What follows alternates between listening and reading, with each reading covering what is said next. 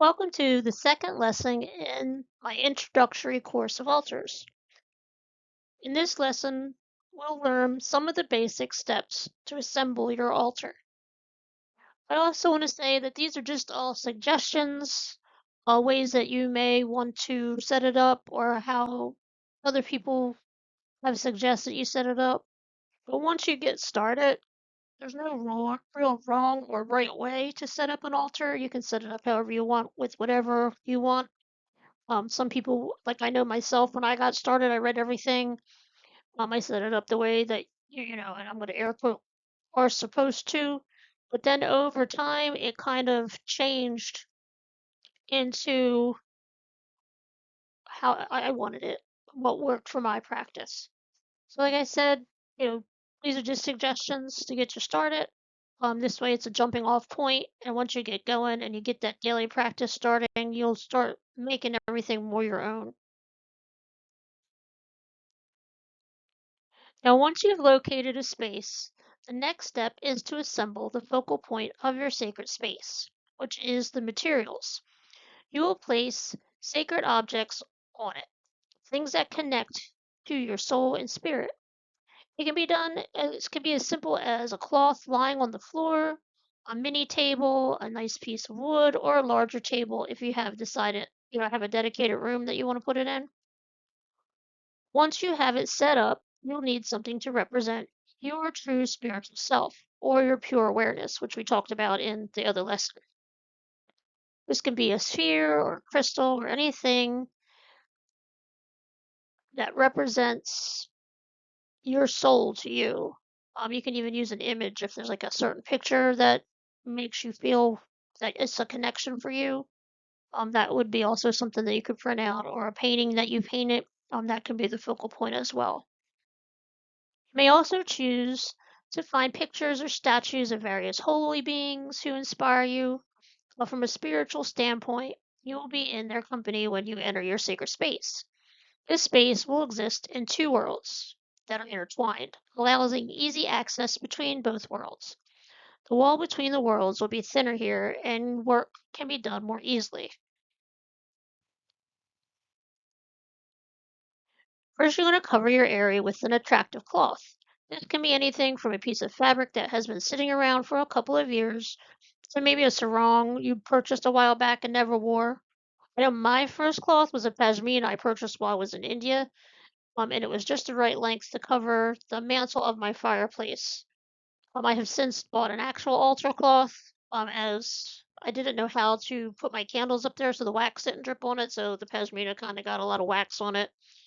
But now that I'll put a picture of it in group. I think I put it somewhere else in group, but I can do it again. Um, I have when I burn my tea candles, they leave that little cup, that's empty cup. So I put my chime candle holder in the center, and then my chime candles in that. So if they drip wax, it goes into the tea candle cup and not all over my altar cloth. The altar cloth just has to look and feel right for you. You don't have to go out and buy a lot of stuff. If you have something laying around, you can use it. For the centerpiece, choose an object that has a particular spiritual or religious meaning for you. Like one of my altars, I have a statue of Gaia as a centerpiece, and I was in another group. People were showing different pictures of their altars, and there was this beautiful Gaia statue that they got on Amazon. So I grabbed one, and now it's, I have three altars going right now, and one is for Gaia. So that's the centerpiece of that one. Some additional items you place on your altar may be representatives for the four elements: fire, air, earth, and water. Once you've established the basics, make it a living altar, one that becomes imbued with your essence. Every few weeks, look over the objects, consider their placement, and determine if they still are fit or not. Add sacred items that come as they come to you, remove those that no longer hold meaning. You can use your altar for prayer, meditation, and ceremony. It will grow on you, and you will grow with it. The elements. Four elements are considered in some traditions to be the most basic foundations of life on this planet. We'll start with fire, the hearth, Fire on the coldest evening warms our bones. At night, fire can light our way in the darkness. At least one candle is essential for your altar. Place a decorative candle in front of your centerpiece. A simple candle lights the way for other pieces. It can be your focal point during meditation and prayers. Fire burns away negative energy. Now I have my one centerpiece is a big angel that holds a tea light candle in it, and that's my centerpiece for my one altar. And then I have a smaller tea candle holder in front of the Gaia statue that's part of that centerpiece.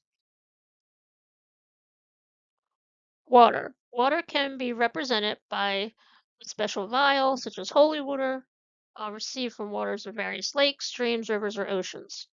Another symbol is a shell, which may also have some personal significance or be a reminder of where it was collected. I use a lion's paw shell to hold my sage while I smoke cleanse. So this is always on my altar, as well as a cup of water for my ancestors. And then we'll cover the ancestral part in later lessons in the Reiki groups.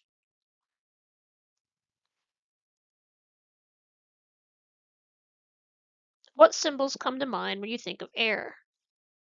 One of the best symbols to represent air is a feather. Keeping your eye out for feathers, and you will undoubtedly be gifted with that special one for your altar. You may also create an artistic symbol for air, such as a statue of a bird or eagle. A dried butterfly or dragonfly may also be used. I have a lot of chicken feathers. I use, they molt every year, and I use those for various things.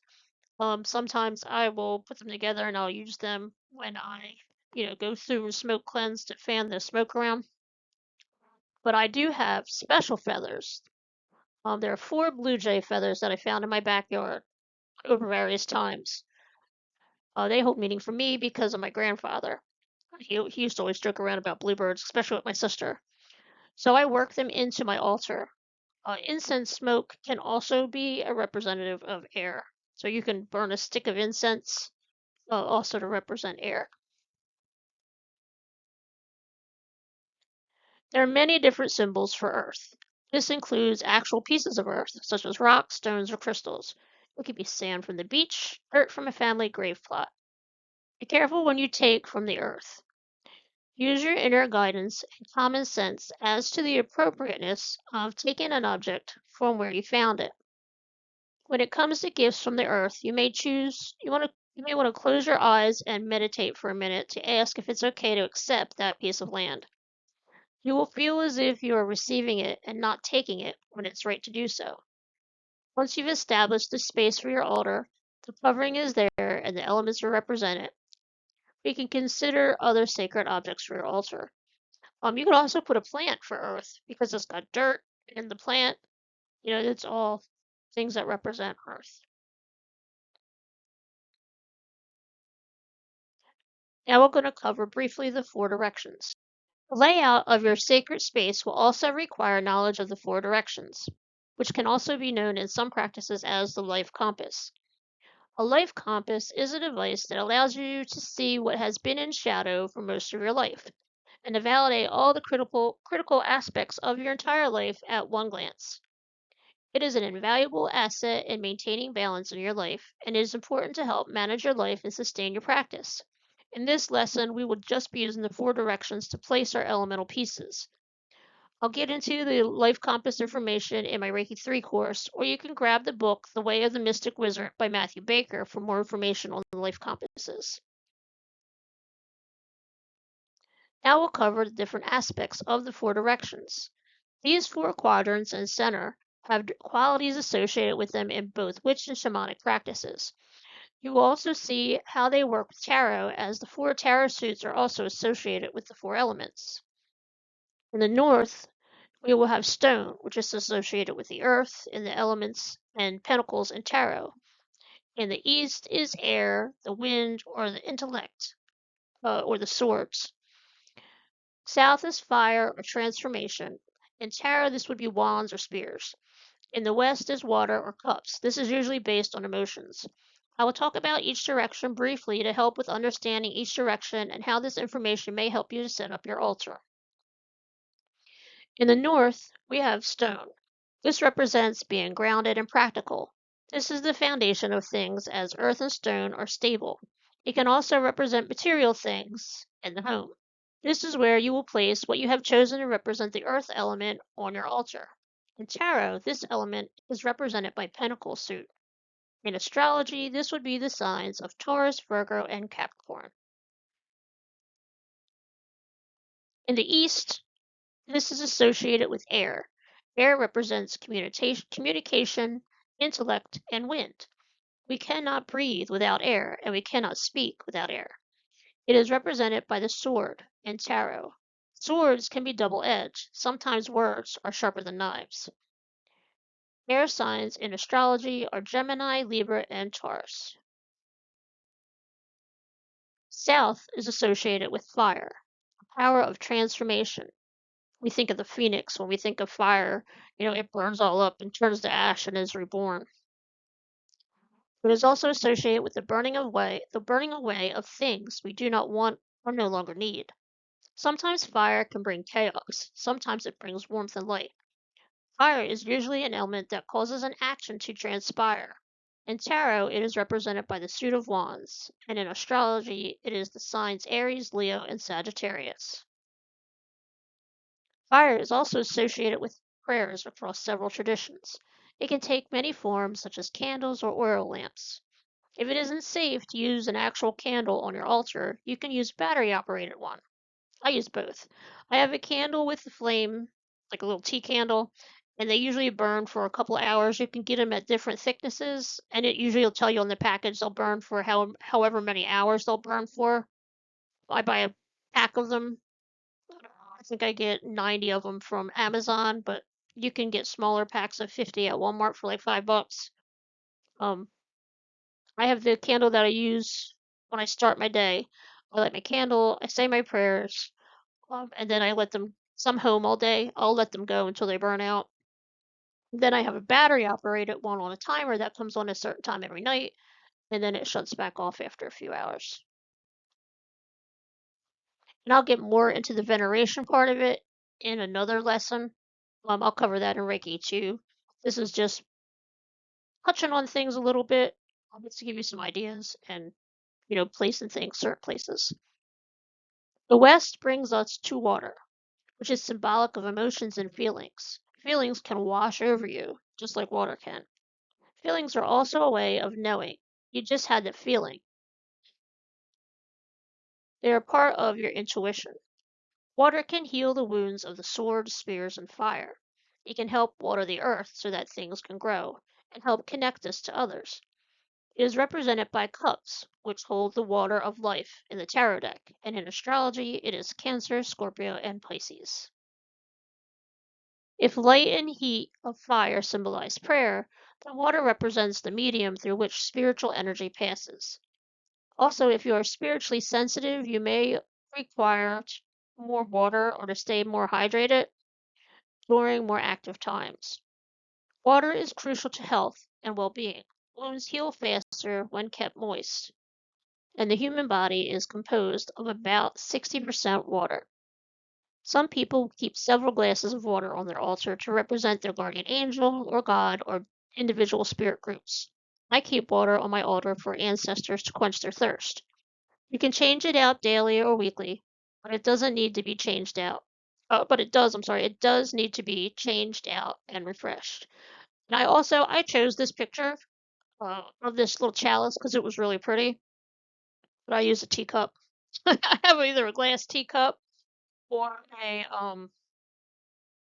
just a mug of water for my ancestors. You don't have to buy things to start with. You can just use stuff you have around the house.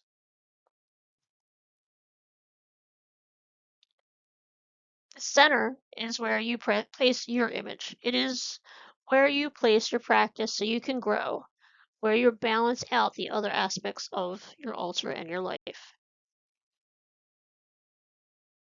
Now, once you've created your layout for your space and you have your small shelf, table books, or a bookshelf for an altar, you can start to seek images that inspire you. Seeking the soul image is a process, and doing this is part of the marriage of self to soul. Some people know right away that what these images are, while others may take a long time to find them. Images may even change over time. You may start to speak or write to your soul. This idea is to be led to an image or object that represents your soul. This may appear to you as a beautiful being. Your goal is to uncover the image and place it on your altar so that you can relate to this idealized divine beloved in a way that reflects power, beauty, wisdom, and compassion of your divine self. No matter what energy the soul image embodies, the essential compassionate intentions are the same. Part of your homework is to look for your soul image. You may already have one and not have understood it before now. In different traditions, the beings that hold visions and energy of the soul have various names. Guardian angel is the most popular. Ask your soul for help, and then be open to seeing and being led to what needs to come next. This will help build the relationship with your soul. So this is the only homework, and I'll just, loosely say homework. It's just something to work on after you do this, is to look for your soul image. That would be the center focal point of your practice. Some other things you may want to add over time are pictures of your ancestors or mementos you may have that have special meaning for you. Altars are diverse, and once you get the basics down, you can add whatever you like to them. There's no actual wrong or right way to build your altar or your practice. It is something that you should enjoy doing. Some people will reset them often as the wheel or the seasons change. Some will just make them and leave them. You may start with one and then expand to more depending on what comes up for you as you build your own daily practice. I hope the information that I have provided has been helpful in getting you started on setting up your own altar. Remember, there's no altar police. Nobody's going to come check and be like, hey, you didn't do your altar right. It's up to you how you want it to look. You can have as much or as little as you want on there. It can just be a table with a single candle and a picture of an ancestor or something to start with that you just light every morning and say your prayers, and then you can build from there. I like the one said about, having your candle. The fire helps bring in other things that you may want as you find them. You don't have to buy a lot of things. You can later on as you want, but mostly the most important part is if you've been thinking about doing this for a while, just get started. Grab some tea candles, put it where you found your sacred space to be. Grab a cloth. If you have like a pretty dish towel or something, you can even put that down and lit your candle.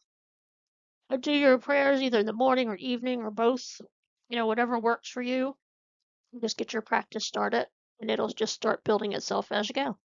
I hope you enjoyed these presentations. Like I said, I'll go more into everything, but they'll be in my Reiki groups. I just wanted to get everybody in the portal group started for just as a basic jumping off point for everybody.